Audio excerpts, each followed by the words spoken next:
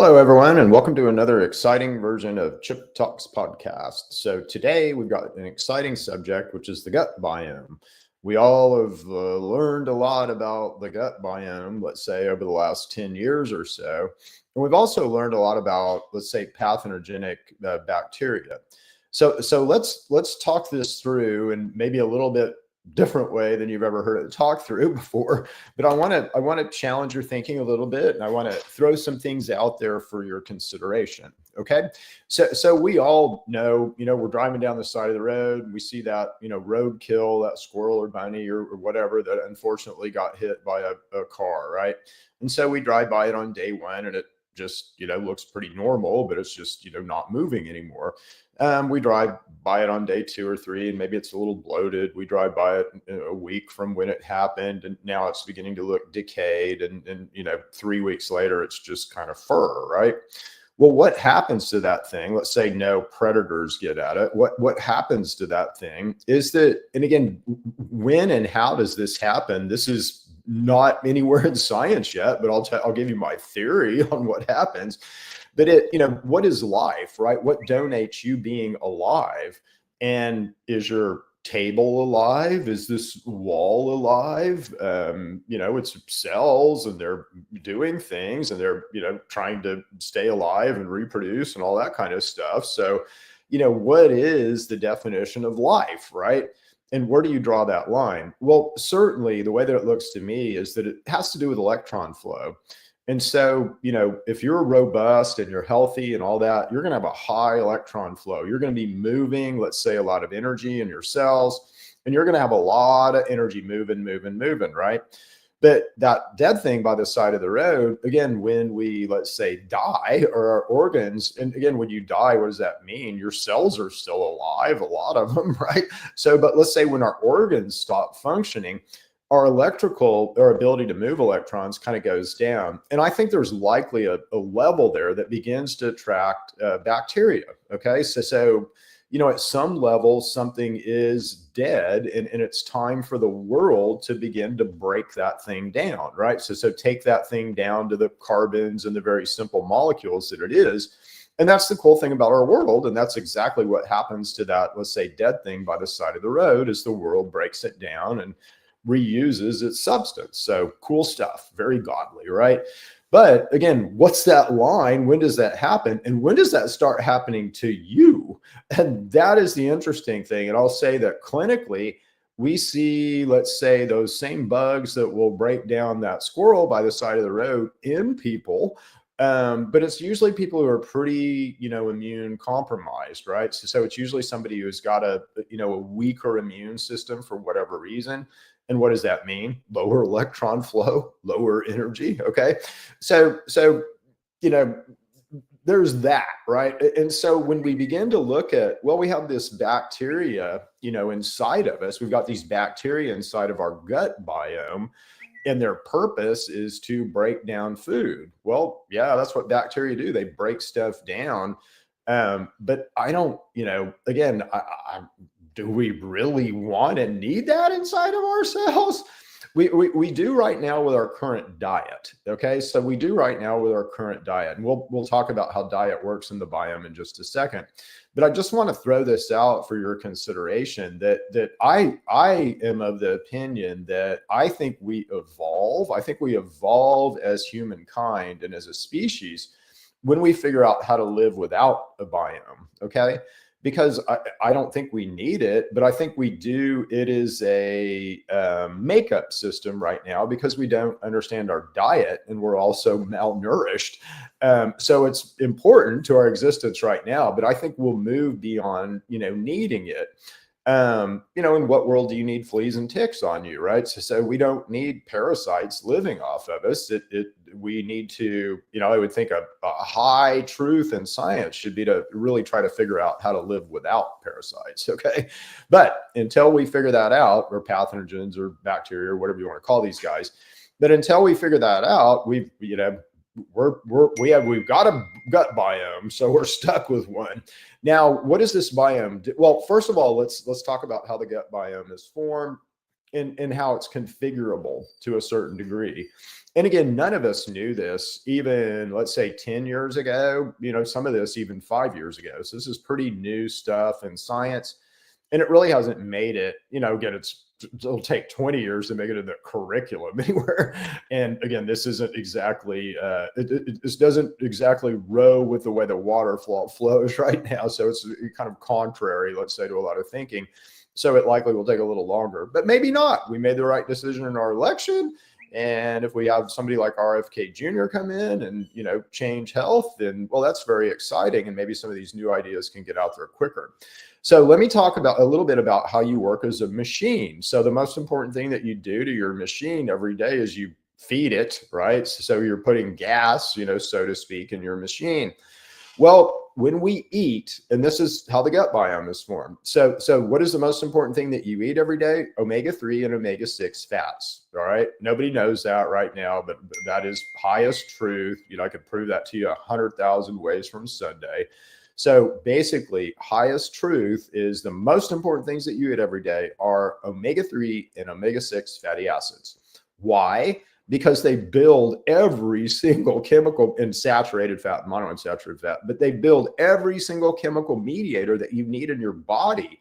So testosterone and estrogen and cholesterol and progesterone and pregnenolone and, signaling mediators and, ways that you hit neuroreceptors and all that come from omega-3 and omega-6 fats.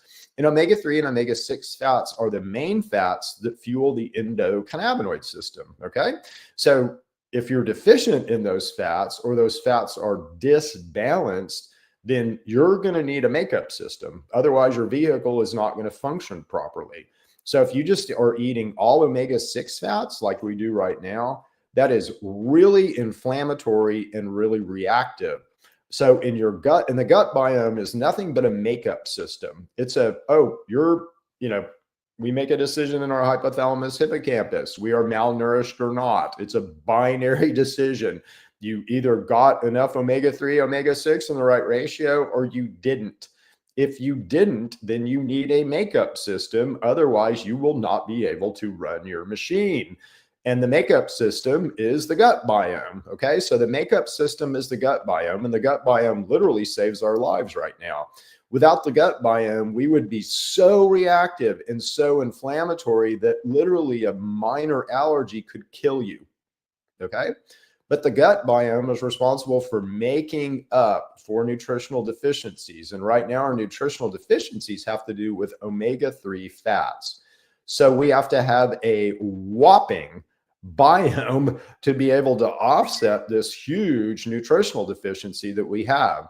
That whopping biome is complicated and sophisticated and can get out of control, but it is somewhat managed by the endocannabinoid system, roughly, let's say. And it's also completely driven by food. All right. So when you look at, gosh, my gut biome might be off. I need some probiotics. Stop right there. Don't do it. You may need probiotics, okay? But probiotics are a way to force kind of the gut biome into a configuration. And again, the gut biome is responding to your malnourishment. So it's not really a good idea to try to force it down a path, because that path might not be beneficial to you. So I would, unless you have monitored your gut biome, you know exactly what the bacterial makeup is of your gut biome, and you're taking probiotics to very specifically change things, then okay. But I wouldn't just go to Sprouts and buy some probiotics and slam them just because I think it's a good idea.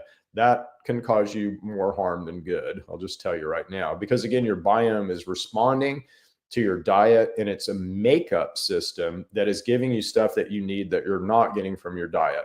So if you mess with it, again, you're not going to be getting stuff that you need, I guess is the best way to say it. If you take antibiotics will almost completely wipe out, let's say, the diversity in your biome. And then you've got a situation where, kind of based on what you eat and also based on, let's say, the competition that's left, that biome can get badly, badly, badly out of whack. And we're going to talk about how to fix all this in just a second. So, but the big thing is the biome is pretty persistent, but it's persistent around your diet. And so let's say you were a meat eater, and you decided that you were going to go vegan. Well, that would likely be enough of a change to begin to change your gut biome. Would it change it for the good? That depends on what it was. It depends on what type of vegan food you eat.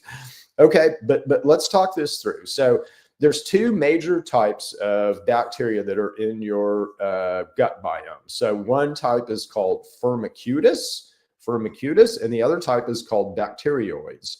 So bacteroids are more oxygen, and they're more, let's say they're more caloric. So they require more energy and they consume more energy. And so as a result, those are the guys that are really going to be manipulating you and really calling for more, let's say, food, and not the greatest food in the world. So they like simple carbohydrates like potato chips and cookies and sugar and things like that. So it's their, need a lot of energy and a lot of calories, and they want those calories as quick as they can get them, and that is in the form of glucose, usually, or high fructose corn syrup. And so you will crave those things. They'll cause you to crave those things. They'll cause you to, crave alcohol if you drink, alcohol, right? Because alcohol is just a sugar, and they love the sugars. The other type of bacteria they have in your gut are called firmicutes, and these guys are more, let's say they're more lean toward a lean phenotype. They're a little bit, I don't think either one of these guys are beneficial, so that's why I'm kind of hedging, but these guys are a little bit more beneficial than the other guys. And so when you see like an obesity profile, we usually have an overgrowth of bacteroids. Clostridia bacteria is a real, kind of common thing to have in an obesity profile. So there's profiles associated with these things. I talked to a company, I'm going to give them a shout out, called Gut ID the other day, and Gut ID is using poop tests or fecal tests to be able to determine what the biome is. And then they're using AI to begin to make conclusions about the biome, which is really cool. So what does an obesity biome look like? Well, they've got a good idea of what that looks like now. And, it looks like overgrowth, right? And so overgrowth, you can control with your food. You can control with what you're putting in your mouth. And I don't mean eat less if you're obese. I'm not talking about that. I'm just saying eat different. And you can change, your whole physicality, which is really cool. It's looking like there's an autism biome. And that makes sense because autism looks to me like a result of not being able to process in particular omega-3 and omega-6 fats properly. And so back to how I opened this, that would create a whopping situation if you couldn't nutrient yourself through omega-3, omega-6.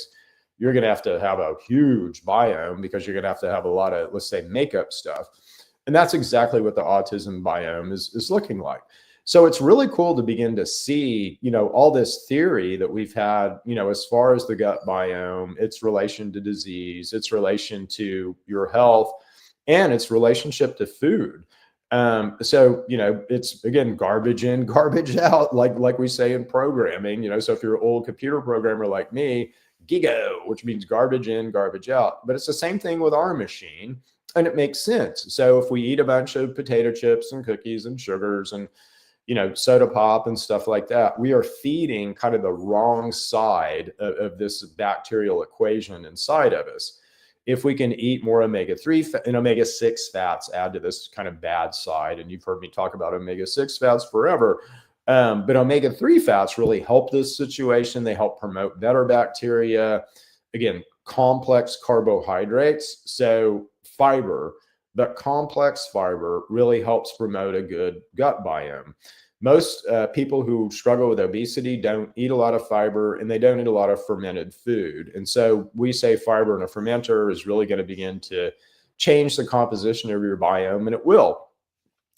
We made some products at True Medics that I'm really proud of. So we have a gut product that's really good. Again, it's got fiber and, fermenter, and it's got some berberine in it and things like that.